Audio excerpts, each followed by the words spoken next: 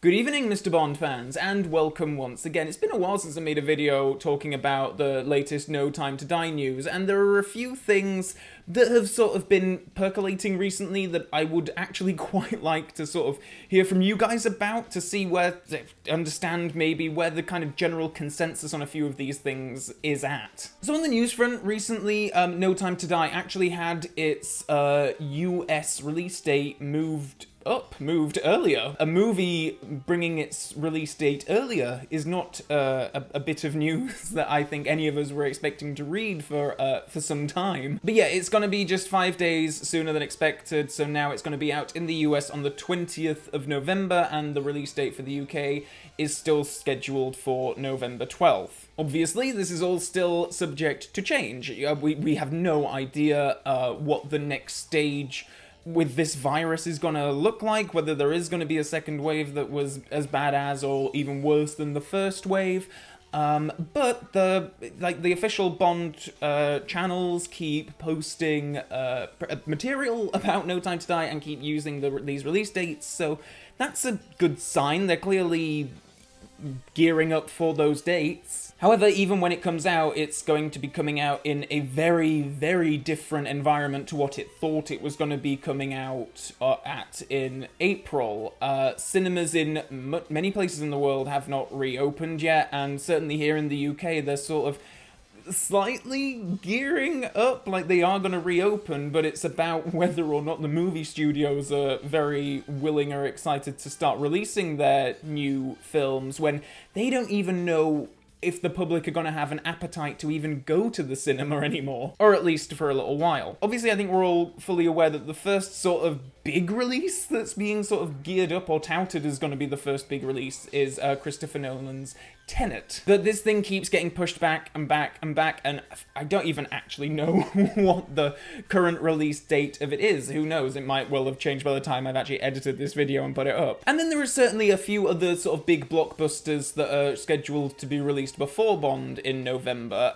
At the moment, they might get pushed back even further, but I think it is going to be very interesting to kind of gauge from how those films perform, you know, your Wonder Woman and that kind of thing. It's going to be interesting to gauge from those how No Time to Die might fare in November. Certainly if cinemas can't reopen at full capacity, if they have to have, like, you know, they have to take out seats or keep seats free in between people, it's going to be tough, I guess, for any film to kind of make the box office numbers that they would have been able to make before all of these regulations were in place. Whether that means that films are gonna get a longer cinema run than they normally would, certainly the box office culture within the last, you know, what, 10, 20 years or something, the first weekend is like the big thing. A first weekend makes or breaks a film's run.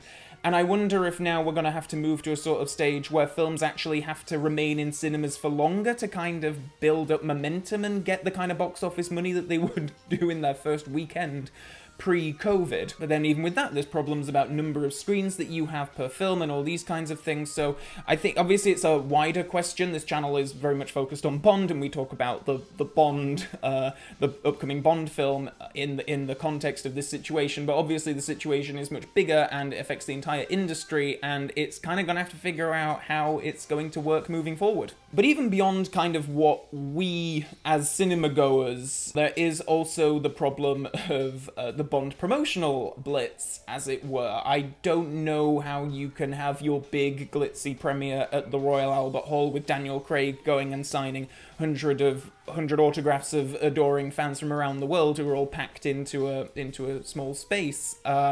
Obviously, the promotional blitz has always been a big part of the Bond universe, and this is going to have some kind of a strange effect on that, I think. So we've come to my first question for you guys, actually, which if you would like to let me know in the comment section below, I would appreciate that. I guess I kind of want to know, I've seen like polls on Twitter and things like that, trying to kind of gauge what the appetite is for seeing this film in cinemas in November.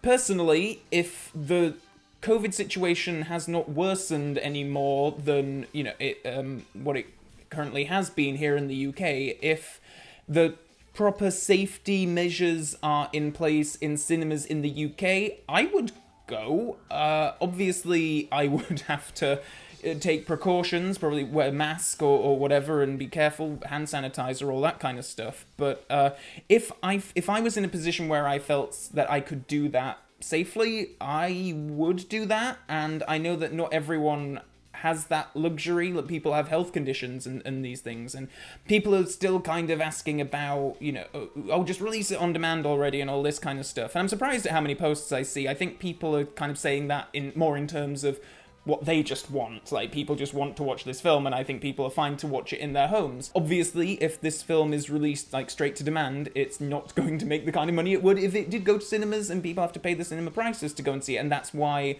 I've said this before, I think there is a bigger chance of No Time to Die being pushed back to November 2022 than it is just having a on-demand release. I don't know if maybe there could be some kind of hybrid, like they do release it in the cinema and then maybe like a week later, or simultaneously they release it on demand in the home, something like that. Maybe that would be a way forward so that the people who can't and are unable to get to a cinema have an opportunity to watch it all the same. I maybe they can work out some kind of hybrid, but I think that a cinema release is going to be imperative to this film making money. It's an incredibly expensive film, and you're not going to get the kind of numbers that you do in cinemas if you just release it on demand. But I think that last point is interesting, actually, kind of talking about the on-demand thing, because we saw Trolls World Tour was released. It should have gone to cinemas. It was released as premium on demand, and it made a good bit of money for the kind of film that it is. Obviously, it's a different target. It's families. Families were stuck at home, all this kind of stuff. So yes, they're gonna pay for some kind of new entertainment. We haven't seen any kind of big franchise blockbuster follow that suit. So we have not seen, you know, your Wonder Woman, your Mulan, Tenet, all these kinds of big action things. And I think that there is a hesitance to do that because, you know, they've looked at Trolls World Tour and it's kind of like, oh wow, that made good money, but not the kind of mega bucks that we're used to. So if they need to keep pushing back No Time to Die in order to get at least some kind of a cinema release, I think they'll do that. And the next thing I want to talk about is something slightly different, actually, but it's something that I've seen, similar to the amount of posts that I've seen about people saying, like, just release it on demand already. I've seen posts of people, like quite eloquent posts, actually, of people saying that they actually hope that No Time to Die is the last Bond movie, and that this whole franchise is just retired and it stops with this. And as a Bond fan, I'm kind of like, huh? I don't know if that just speaks to people's kind of frustration with this whole delay process. They just want to watch the film and be done with it, and obviously it's coming to the end of Craig's tenure, and it's been a controversial era, I think is fair to say.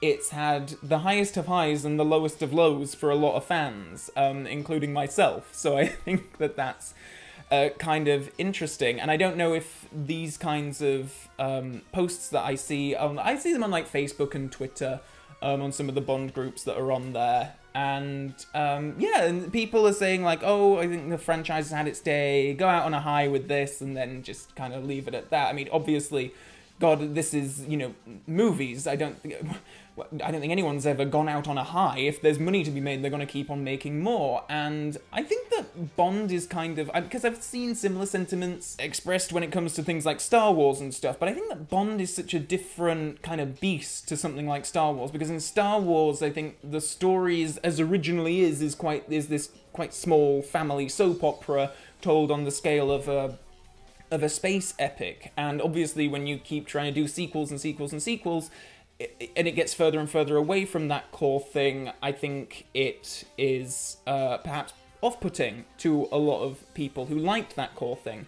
Bond, I don't know if it's updated with the times constantly, but the core thing has more or less stayed the same. The Craig era has obviously taken some liberties with that formula, and, you know, for better or for worse, whatever.